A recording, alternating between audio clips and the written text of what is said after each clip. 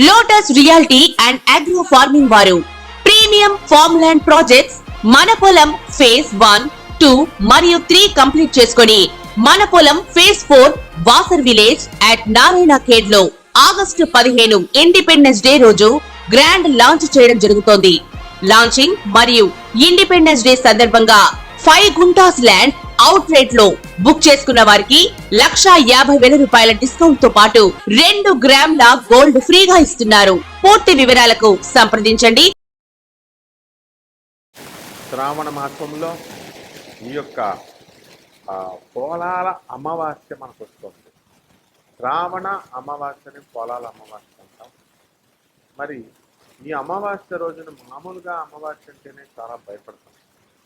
ఇది దక్షిణాయనంలో వచ్చేటటువంటి అమావాస్య కాబట్టి చేతబళ్ళు, చిల్లంగులు ఇవన్నీ కూడా చేయడానికి మంత్రగాళ్ళకి ఎక్కువగా దొరికేటటువంటి అవకాశం.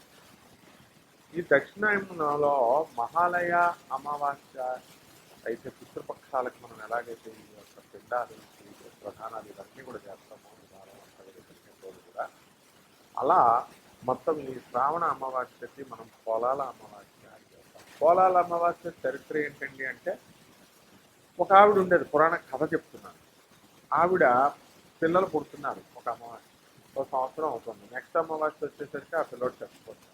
ఇలా 5-6 సంతానాలు జరిగేసరికి అందరూ చచ్చిపోతుంటే అర్థం కాక ఆమె ఏం చేస్తుందో ఆ శవాలన్నీ తీసుకెళ్ళి పోచమ్మ తల్లి గుడి, వాళ్ళ ఊర్లో ఉన్న పోచమ్మ తల్లి గుడిలో కింద పాతేస్తుంటే ఇలాగ కొన్ని రోజులు జరిగేసరికి ఆ పోచమ్మ తల్లిని ప్రార్థిస్తూ ఉంటే పోచమ్మ తల్లి ఏం చెప్పింది, నువ్వు ఒక వ్రతం చేశావు, ఆ పోలాల అమావాస్య వ్రతం. ఆ వ్రతంలో చిన్నపిల్లలు అల్లరి చేస్తున్నారని మధ్యలో నువ్వు ప్రసాదం ఇచ్చావు, మడి ఆచారం నువ్వు పాటించలేదు, కాబట్టి నీకేం చేస్తాను నేను, ఈ పిల్లలందరూ కూడా చనిపోవడానికి కారణం అది అని ఎవరైతే వేణుస్వామి చెప్పారని చెప్పేసి ఈ యొక్క పూజలు, యోని పూజలు, తాంత్రిక పూజలు అని చెప్పి మీరంతా కూడా ఈ పూజలు చేశారు. వామాచార, కౌలాచార పూజలు. దానికి నియమ ఆచారాలకు భంగం కలిగేలా చేస్తే ఏమైంది ఇక్కడ ఈ పోలాల అమావాస్య కథలో? అమ్మవారు క్రోధంతో మామూలు మడి ఆచారం మామూలు తప్పితేనే ఊరుకోలేదు, ఆ పిల్లల్ని చంపేస్తుంది. మరి మీ పరిస్థితి ఏంటో ఆలోచించండి. ఆయనలాగా చెప్పేవాళ్ళు కౌలాచారం అని, తర్వాత సమయాచారం అని, తర్వాత దక్షిణాచారం అని, ఈ యొక్క వామాచారం అని ఇవన్నీ చెప్తున్నారు. దక్షిణాచారం పర్వాలేదు, సమయాచారం అవంతా కూడా ఓకే, మిగతావన్నీ కూడా కాపాలికమని ఇవి అని అవని పంచబలులు, పంచమకరాలు చెప్పిన వాళ్ళు ఎవరు ఉండరు మీ కుటుంబాలు ఎగిరిపోతున్నప్పుడు.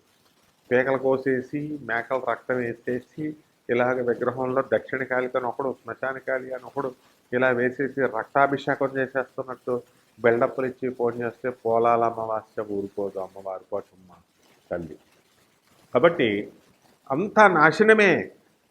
ఇలాంటి అవైదిక కర్మలు, ఇలాంటి పూజలు చేసేటటువంటి వాళ్ళకి వంశ నాశనం అయిపోతుంది. ఇందులో సందేహం లేదు, మీ మంచి కోరి నేను చెప్తున్నాను. కాబట్టి పోలాల అమావాస్యలో అప్పుడు మళ్ళీ చక్కగా మడి కట్టుకొని చేయమంటే అప్పుడు ఆ అమ్మాయి చక్కగా చేసిన తర్వాత బ్రహ్మాండంగా మంచిగా పిల్లలు నిలబడ్డారు. ఇది పోలాల అమావాస్య చరిత్ర. ఈ అమావాస్య రోజున మనము ఏం చేయాలి అంటే, మంత్రాలు తీసుకున్నారు చాలామంది. గురుగారు నాది కర్కాటక రాశి, మృగశిర నక్షత్రం, మీకు మీరే చెప్పేస్తున్నారు ఫోన్లో. మరి నేను ఏ మంత్రం చేయాలండి అంటే నువ్వు మంత్రం అడిగేగానే హనుమత్ ప్రత్యంగిరా మంత్రం ఇవ్వండి అంటే నువ్వు మంత్రం అడిగేగానే నేను ఇచ్చేస్తానికి అసలు నీ చరిత్ర ఏంటి, నువ్వు ఎవరు, అసలు దేవుడితో నీకు ఉన్న అనుబంధం ఏంటి, ఏ మంత్రాలు చేసావు అంతకుముందు? ఒకేసారి నాకు ఫోన్ చేసేసి 10th క్లాస్ పాస్ అవ్వకుండా, ఇంటర్ పాస్ అవ్వకుండా MBBSలో సీట్లు చేయాలండి, నాకు ఈ MDలో కావాలండి, ఎంఎస్లో కావాలండి, లేకపోతే ఎంటెక్లో కావాలండి అంటే ఇచ్చేస్తారు ఎవరైనా? నువ్వు ఏం చేసావు, అసలు ఎన్ని సంవత్సరాలు చేసావు సాధన, ఇవన్నీ చూస్తాం కదా. అలా తర్వాత అడిగితే ఒక ఆవిడ ఏం చెప్పిందంటే, ఏమండి నేను వైజాగ్ నుంచి చేస్తున్నానండి, బాలా త్రిపురసుందరిను గణేశుడికి చేశానండి, మరి మంత్రం ఎన్ని లక్షలు జరిగిందమ్మా జపం అన్న. అది అలా లెక్క పెట్టుకోవట్లేదండి, నేను మామూలుగా చేసేస్తున్నానండి. అంత అశ్రద్ధ పనికిరాదు.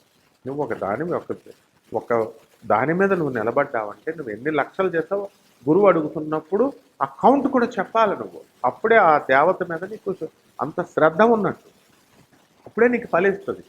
తర్వాత ఈ కొన్ని కొత్తాలపేట అని ఒకటి ఉంది, ఆయన సిద్ధేశ్వరానంద భారతి గారు ఆ మంత్రాలు అడుగుతుంటే అందరికీ ఇచ్చేస్తున్నారు, డబ్బులు తీసుకుని ఇస్తున్నారు, ఫ్రీగా ఇస్తున్నారు, ఆశ్రమానికి ఇవ్వండి అని ఏదో రకాలుగా వాళ్ళు 18,000. ఇంకోడు ఉన్నాడు ఎవరు, మధుసూదనాచార్య అని చెప్పేసి మంత్రాలు ఇచ్చేస్తాం, తర్వాత మీకు 30,000 ఇవ్వండి, 40,000 ఇవ్వండి. ఇది ఏంటి బిజినెస్? ఊరికినే ఇచ్చినా నువ్వు డబ్బులు తీసుకొని ఇచ్చినా ఆ మంత్రాన్ని కనుక వాడు తీసుకున్నటువంటి శిష్యుడు కనుక చేయడం మానేస్తే అది పూర్తి చేయాల్సినటువంటి బాధ్యత ఆ గురువు మీద ఉంది. అందుకనే ఈ రోజున చూడండి, క్షుద్రశక్తులతో పూజలు చేసుకుంటున్నటువంటి వాళ్ళు, వామాచారం కౌలాచారం అని చెప్పి పూజలు చేస్తున్నటువంటి వాళ్ళు ఉవ్వెత్తని ఎగిసినట్టు ఎగిసి ధడేల్ మన కింద పడిపోయారు, పతనమైపోయారు. ఇంకా చాలా వంశ నాశనం కూడా అయిపోతుంది. ఇలాంటి దాన్ని ప్రోత్సహించేటటువంటి ప్రేక్షకులు కూడా సర్వనాశనం అయిపోతారనమాట. భక్తులంతా కూడా ఎవరైతే ఈ జగద్గురు ఆదిశంకరాచార్యులు వారు చెప్పిన దాన్ని వ్యతిరేకంగా వెళితే మామూలు పసుపు వేయాలా, కుంకుమ వేయాలా, గంధం వేయాలా, నిమ్మకాయ పెట్టాలా, గుమ్మడికాయ పెట్టాలా, అంతే. అతి తెలివితేటలు ఉపయోగించి డబ్బుల కోసం ప్రజలను మస్మరైజ్ చేద్దామా అని చెప్పి యోని పూజలని, తాంత్రిక పూజలని, తాంత్రిక సెక్స్ అని, ఏంటయ్యా మీదంతా? ఇలా చేస్తే ఏమవుతుంది? చూశాం మేము ఆనాటి రామలింగ సిద్ధార్థి రాజమండ్రి దగ్గర నుంచి, చంద్రస్వామి దగ్గర నుంచి, డాక్టర్ ఎన్టీ రామారావు గారు లాస్ట్కి ఏమయ్యారు? మరి ఆ పూజలు చేయించారు, శ్మశానంలో పూజలు చేయించారని అనేవారు, ఏమైపోయారంతా? కాబట్టి పదవీ గండాలు ఉన్నాయి, ఇవన్నీ జరిగినాయి. ఈ రకంగా మనకి ఇటువంటి అవైదిక పద్ధతుల్లో పూజలు చేసుకోకూడదు. కానీ మీకు ఈ అమావాస్యకి, ఈ పోలాల అమావాస్యకి అందరికీ కూడా మంత్రగాళ్ళకు అద్భుతమైనటువంటి సమయం. కాబట్టి మీ జుట్టు ఎక్కడ ఎసరకండి, మీ పాత బట్టలు ఎక్కడ వదిలేయకండి, మీ కాలి గోళ్ళు ఎక్కడ వదలకండి. తర్వాత మట్టి, మీరు నడిచేటటువంటి మట్టి, 4 వీధుల మట్టి, ఇవి దొరికితే చాలు. మయాంగన కూరుంది అస్సాంలో. ప్రతి ఇంటికి ఒక మంత్రగాడు, ప్రతి ఇంటికి ఒక చేతబడి చేస్తాడు, ఒక చేతబడి తీసేస్తాడు. చేతబడులు ఉన్నాయా లేవా అనేది తర్వాత సంగతి. అదంతా సైన్స్ ప్రకారం మాకు తెలుసు. అవన్నీ ఒకళ్ళు చెప్పాల్సినటువంటి పని లేదు.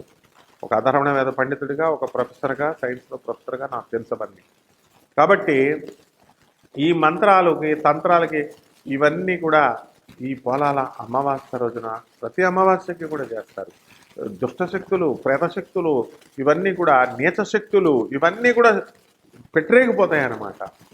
ఎవరైతే మరి పూజలు చేస్తున్నారో వీళ్ళంతా కూడా చేతబళ్ళు చేసేటటువంటి వాళ్ళంతా కూడా మరి ఉన్నారు. మేము చేతబళ్ళు చేస్తాం, ఇవి చేస్తామని, అవి చేస్తామని. అసలు ఈ డాంబికంగా చెప్పుకునే వాడికి ఒక్కడికి కూడా చేతబడి చేయడం రాదు. సీక్రెట్గా ఉంటారు అటువంటి సాధన చేసేటటువంటి వాడు. కాబట్టి ఈ అమావాస్యలో ముఖ్యంగా మేషరాశి వారికి, మిథున రాశి వారికి ప్రమాదం, తర్వాత ఈ యొక్క కన్యరాశి వారికి ప్రమాదం, మకర రాశి వారికి ప్రమాదం. ఈ రాశుల వాళ్ళు చాలా జాగ్రత్తగా ఉండాలి ఈ అమావాస్య తర్వాత. అమావాస్య రోజున నరదృష్టి ఎందుకు పడుతున్నాయా? నరదృష్టి మరి నాకు హెడేక్ ఎందుకు వస్తుంది, బయటికి వెళ్ళగానే హెడేక్ వచ్చిందని అంటారు. అంటే ఇవన్నీ లేవా? చెప్పేటటువంటి వాళ్ళు లెక్చర్లు చేస్తారు, వెళ్ళి ముగ్గేస్తారు, కూర్చో మరి వెళ్ళి సరైన మంత్రగాడేసే చోట కూర్చోమరి. మయాంగ్ వెళ్ళు, మేము చేతపడినామండి, రక్తవన్నం తినేసామండి, మేము మట్టిలో కూర్చున్నామండి, ఇట్లు ఏం కుదరావు, వెళ్ళవు మయాంగ్కి వెళ్ళవు. మయాంగ్లో చూపిస్తారు వాళ్ళ తడాక. ఇప్పటికీ కూడా ఒరిస్సాలో, కేరళలో కొన్ని ఏరియాల్లో మరి భయంకరమైనటువంటి మంత్రగాళ్ళు ఉన్నారు. హిమాలయాల్లో ఋషులు వచ్చేసి మీతో మాట్లాడుతున్నప్పుడు మంత్రగాళ్ళు ఉండరా? మంత్రగాడంటే ఏంటో కాదు, కరెక్ట్గా ఒక వ్యక్తి కూర్చున్నాడు అనుకో, షాక్ ఇలా ఇసిరాడు అనుకో, షార్ప్ షూటర్ అయితే కరెక్ట్గా ఇలా లివర్లో దిగిపోద్ది ఆ కత్తి. రానివాడు ఏం చేస్తాడు, కత్తి ఇసిరితే ఎక్కడో చోట చేయి దగ్గర పక్కనో ఎక్కడో చోట మొత్తం మీద గాయం అవుతా అవదా? చేతబళ్ళు వచ్చినోడైనా రానుడైనా ఆడి ప్రయత్నాలు ఆడి చేస్తే ఖచ్చితంగా ఎక్కడో చోట దెబ్బ తినడం ఖాయం. కాబట్టి ఈ రాశి వారు చాలా జాగ్రత్తగా ఉండండి. మరి ఈ రాశి వారికి జరిగేటటువంటి ఈ ఫలితాలు, ఈ గ్రహాల గోచారం ప్రకారం మనకి మీనరాశిలో రాహు ఉన్నాడు, వృషభ రాశిలో గురుడు ఉన్నాడు, కుంభరాశిలో శని వక్రించున్నాడు, రవి బుధులిద్దరూ కలిసి సింహరాశిలో ఉన్నారు, శని శుక్రకేతువులు ఇద్దరు కూడా కన్యారాశిలో ఉన్నారు, కుజుడు మిథున రాశిలో. మరి ఆ రాశి ఫలితాలు ఒక్కొక్క రాశిని మనం చెప్పుకుందాం. మీనరాశి. ఈ మీనరాశి వారికి బెట్టింగ్ల మీద బెట్టింగ్లు కట్టి లాస్ అయ్యేటటువంటి అవకాశాలు ఉంటాయి. మరి జన్మంలో ఉన్నటువంటి రాహు మిమ్మల్ని ఎవరిని కూడా నమ్మకుండా చేసేస్తుంది. మిమ్మల్ని మీ మీద మీ వృషణాలను మీరే నమ్ముకోకుండా అయిపోతారు, పరిస్థితి అట్లా అయిపోతుంది. కాబట్టి మీ భార్యకు సంబంధించినటువంటి ఆరోగ్య పరిస్థితి మీద మీకు చాలా భయం వేస్తూ ఉంటుంది. వాళ్ళ ఆరోగ్యంకి హాస్పిటల్ ఖర్చులు పెట్టాల్సినటువంటి అవసరం వస్తుందేమో అనేటువంటి భయం, స్వల్ప అనారోగ్యం భార్యకు జరుగుతుంది. ఇక ఏలినాటి శనిగ్రహ ప్రభావం వలన మిమ్మల్ని అందరూ కూడా అపార్థం చేసుకుంటారు. మరి ఈ యొక్క శత్రువులంతా కూడా మీకు మిత్రులు అవడానికి అవకాశం ఉంటుంది. బంధుమిత్రులు విందు వినోద కార్యక్రమాల్లో వారు పాల్గొంటారు. మీరు హోస్ట్గా ఉండి వాళ్ళందరికీ కూడా పార్టీలు ఇవన్నీ కూడా ఇవ్వడం జరుగుతుంది. మరి అప్పులు చేసైనా సరే మరి చక్కగా బంధుమిత్రులందరితోనూ విహారయాత్రలకి వినోదయాత్రలకి వెళ్ళి డబ్బు ఖర్చు పెట్టుకుని ఉంటారు. మీరు వర్క్ చేస్తున్నటువంటి వాళ్ళు వృత్తి వ్యాపార ఉద్యోగ విషయాల్లో మీకు తిరుగులేదు. జీతబత్యాలు బ్రహ్మాండంగా పెరుగుతాయి, సంపాదన పెరుగుతుంది, కానీ మనశ్శాంతి అనేటటువంటిది ఉండదు. భార్యాభర్తల మధ్య ఎమికబిలిటీ ఉంటుంది, తర్వాత మీకు కంపాటబిలిటీ బ్రహ్మాండంగా ఉంటుంది. అన్నీ కూడా స్వతంత్ర శక్తితో మీరు ఎదగాలి అని ప్రయత్నిస్తూ ఉంటారు. మరి ఈ రకంగా అన్నీ కూడా మీకు అతి తెలివితేటలు ఏ రేంజ్లో పెరిగిపోతాయంటే అన్నిటినీ గూగుల్ కొట్టి చూసుకోవడం. అందులో ఏముంటుందా, గూగుల్ అంటే ప్రైవేట్ది, అందులో కొంత డేటా అనేటటువంటిది గవర్నమెంట్ డిపార్ట్మెంట్స్లో ఉన్న వాళ్ళు పర్మిషన్ ఇస్తేనే వాళ్ళు ఫీడ్ చేస్తారు, లేకపోతే ఎందుకు చేస్తారు? కాబట్టి మిమ్మల్ని మీరు నమ్ముకోండి, ఇతరులని నమ్మండి, నమ్మకమే ప్రధానం జీవితానికి. ఆ ధోరణితో వెళ్ళండి. చేపల రొయ్యల చెరువులు చేస్తున్నటువంటి వాళ్ళంతా కూడా బ్రహ్మాండంగా ఉంటారు. వ్యవసాయం చేస్తున్నటువంటి రైతులంతా కూడా బ్రహ్మాండంగా సంపాదిస్తారు. మరి ఇనుప వ్యాపారము, తర్వాత ఆయిల్ వ్యాపారం చేస్తున్నటువంటి వాళ్ళకి లాసులు రావడానికి అవకాశాలు ఉంటాయి. కిరాణా షాపులు, డిపార్ట్మెంటల్ స్టోర్స్, బియ్యం బిజినెస్లు, హాస్టల్స్, బట్టల కొట్ల వ్యాపారాలు ఇవన్నీ కూడా బ్రహ్మాండంగా ఉండడం అనేటటువంటివి జరుగుతాయి. కాబట్టి ఈ వర్క్ ఫ్రమ్ హోమ్ చేస్తున్నటువంటి వాళ్ళందరికీ కూడా హెడ్ క్వార్టర్స్ నుంచి ఇంకా పిలుపులు రాలేదు, సంతోషించండి. అయినా కూడా జీతపత్యాలన్నీ కూడా ఇస్తున్నారు. కాబట్టి మీనరాశి వాళ్ళందరికీ కూడా ఈ నెల బ్రహ్మాండంగా ఉంది. ఈ రాశి వారికి ఈ నెలలో జరిగేటటువంటి పరిహారాలు, మీ జాతకం బాగుండాలంటే, ఎదగాలంటే, ఇంకా బాగుండాలంటే ఏం చేయాలి? ఇప్పుడు మనకి వెన్నను తీసుకొచ్చి శ్రీకృష్ణ పరమాత్మ ముందు నైవేద్యం పెట్టాలి. ప్రతి గురువారం కూడా అటుకులు తీసుకొచ్చి శ్రీకృష్ణ పరమాత్మకి నైవేద్యం పెట్టాలి. ఇది మీరు చేయాల్సినటువంటిది బుధవారం నాడు చేయాలి. ఇకపోతే రెండవది, తెల్ల జిల్లేడు చుట్టూ దానికి నీళ్ళు వేసుకుంటూ తెల్ల జిల్లేడు చుట్టూ ప్రదక్షిణం చేయండి. తర్వాత ఆ తెల్ల జిల్లేడు చెట్టుకి ఆ పువ్వులవన్నీ కోసి ఈశ్వరుడికి కానీ ఆంజనేయ స్వామి వారికి కానీ దానిపైన తీయండి. ఇది రెండవ రెమెడీ. మూడవ రెమెడీ వచ్చేసరికి రావి చెట్టు క్రింద కూర్చోవాలి, దానికి నీళ్లు పోసి ఒక్కొక్క మంత్రాన్ని మీరు ఏ దేవుడిని అయితే తీసుకున్నారో, ఏ మంత్రాన్ని అయితే తీసుకున్నారో దాన్ని 10,000 సార్లు జపం చేయాలి. ఆ తర్వాత ఈ జపం తర్వాత పసుపు కుంకుమ అక్కడ వేసి దీపం వెలిగించి ఆ ప్రదక్షిణలు మీరు ఎంత ప్రదక్షిణలు చేయాలా? 108 ప్రదక్షిణలు చేయాలి. 108 ప్రదక్షిణలు చేసి పంచదార కానీ బెల్లం ముక్క కానీ ఏదో ఒకటి నివేదన చేసి, ఇది మూడో రెమెడీ. నాలుగో రెమెడీ వచ్చేసరికి వినాయక చవితి మనకు వచ్చింది. ఈ వినాయక చవితి గణేష్ మహారాజుకి మీరు పూజలు చేసుకోవాలా. సోమవారం నాడు ఎన్ని సోమవారాలు వస్తే అన్ని సోమవారాలు కూడా మరి మోదకాలు తయారు చేయండి. అంటే ఈ యొక్క ఉండ్రాళ్ళు తయారు చేశారు, 21 ఉండలు. ఈ యొక్క ఉండ్రాళ్ళు అక్కడ స్వామివారికి నైవేద్యం పెట్టాలి. తర్వాత కాకులకి మీరు ఈ ఉండ్రాళ్ళని నివేదన చేయాలి. అంటే కాకులకి తినిపించాలి. అక్కడ పెట్టేసి కాకులు తింటారు. అప్పుడు మీ యొక్క శని దోషం పోతుంది రాశి వారికి.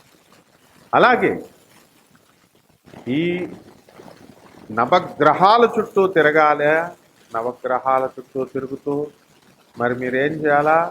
ఓం శనేశ్వరాయ నమః అనేటటువంటి మహామంత్రంతో, జగద్గురువు శనీశ్వరుడు అనేటటువంటి భావనతో మీరు ఆ శనీశ్వరుడి మీద శనివారం నాడు అభిషేకం చేయాలి. ఏ పంతులు అవసరం లేదు, మీరే చెయ్యండి. అలాగే ఈ యాంత్రికంగా లేదా ఏదో సరదాగా గుడికి వెళ్ళినట్టు వెళితే నవగ్రహాలు పట్టేసుకుంటాయి మిమ్మల్ని. ఎక్స్కర్షన్ కాదు ఇది, హనీమూన్ కాదు ఇది. నవగ్రహాలతో శని అభిషేకం చేసిన తర్వాత కాళ్ళు కడుక్కోమని చెప్తున్నారు పంతుళ్ళు. వాళ్ళని పట్టుకోదు, మిమ్మల్ని పట్టుకుంటుంది శనీశ్వరుడు. శనీశ్వరుడు ఒక్కసారి పట్టుకుంటే చాలు, పెళ్ళాం వదిలేస్తుంది. కళత్రపుత్ర శత్రుత్వ కారణాయ నమః అన్నాడు. పెళ్ళం రివర్స్ అయిపోద్ది, పిల్లలు రివర్స్ అయిపోతారు. మరి ఇది శని యొక్క ప్రభావం. శనీశ్వరుని చూసి మీరెవరు భయపడటానికి? సకల దేవతలు పారిపోతారు భయపడి శనీశ్వరుడు వస్తుంటే. విష్ణుమూర్తి చెట్టు చాటున దాక్కున్నాడు, శివుడు త్వరలో దాక్కున్నాడు, బ్రహ్మదేవుడు ఎక్కడో చెరువు పక్కన దాక్కున్నాడు. ఇంద్రాది ఇటువంటి చిన్న చిన్న దేవతలంతా కూడా పారిపోతారు, అష్టదిక్పాలకులు, మిగతా గ్రహాలన్నీ. అది జగద్గురువైనటువంటి శనీశ్వరుడి మహిమ. ఎవరినైతే శనీశ్వరుడు అనుగ్రహిస్తాడో వాళ్ళు అపార కుబేరులు అవుతారు. Food fats fertilizer Sushil Goenka managing director. ఉదాహరణ గూగుల్ చేసుకోండి, చూసుకోండి. నా ఫ్రెండ్ అతను, ముఖేష్ అంబానీ కజిన్ అతను. కౌడు ఫ్యాక్టరీ రన్ చేసి ఆ స్థాయి నుంచి ఏ స్థాయికి వెళ్ళిపోయాడు.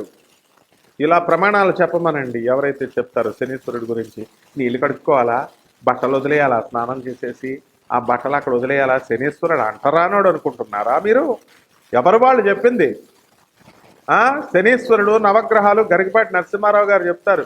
శ్రీ వెంకటేశ్వర స్వామి సుప్రభాతంలో చెప్పారు. మరి వీళ్ళంతా కొబ్బరి చెప్పుల కోసం అడుక్కునే వాళ్ళు వెంకటేశ్వర స్వామి టెంపుల్ దగ్గర అని చెప్పారు. ఆయన ఎంత మంచి ఉద్దేశంతో చెప్పారు? మీరు నవగ్రహాల కోసం డబ్బులు పాడు చేసుకోవద్దు అన్న ఉద్దేశంతో చెప్పారు. అంతేగాని ఆయనకు తెలియదు ఆ నవగ్రహాలు. ఒక్కసారి పట్టుకుంటే గరికపాటి నరసింహారావు గారు కాదు, టీవీ మహామూర్తి కానీ, మరి ఎవరైనా సరే చాగంటి కోటేశ్వరరావు గారు కానీ ఎవరైనా సరే వెళ్ళిపోతారు. మొత్తం దేవతలే పట్టేసుకుంటాడు. కాబట్టి మహామూర్తి గారు ఏమంటాడు? ఈ నవగ్రహాలే లేవు, రాహుకేతువులే లేవు, ఈ గ్రహాలే లేవు, మరి ఇవన్నీ వెంకటేశ్వర స్వామి గుడి దగ్గర అడుక్కునేటటువంటి చెప్పలు అడుక్కుంటారని గరికపాటి నరసింహారావు గారు చెప్పారని చెప్తారు. తప్పునైనా అలా చెప్తే శనీశ్వరుడు పట్టేసుకుంటాడు, అందులో డౌట్ లేదు. కాబట్టి ఈ భక్తులంతా కూడా ఈ రాశి వారు శనీశ్వరుడికి చక్కగా నవగ్రహాలకి శనీశ్వరుడికి అభిషేకం చేసుకున్న తర్వాత కాళ్ళు నూనె అక్కడ పడితే కడుక్కోండి అంతే. అలాగే స్నానం చేయాలనుకుంటే చేయండి అంతేగాని శని దోషం పోతుంది, నెగిటివ్ వైబ్రేషన్ పోతుంది. శనీశ్వరుడు నెగిటివ్ వైబ్రేషన్ ఇస్తాడా మీకు? మీరు నెగిటివ్ వైబ్రేషన్ ఉంటే శనీశ్వరుడికి అభిషేకం చేసిన వెంటనే అక్కడ పోయిందంతే. మళ్ళీ మీరు స్నానం చేసి సపరేట్గా మళ్ళీ మీరు బట్టలు అక్కడ వదిలేసి మీ ముష్టి బట్టలు ఎవరికి కావాలా? ఇలా మీరు చేయండి. ఇలా చేసినప్పుడు మీకు జాతకం బ్రహ్మాండంగా పరిగెడుతుంది. శుభమస్తు.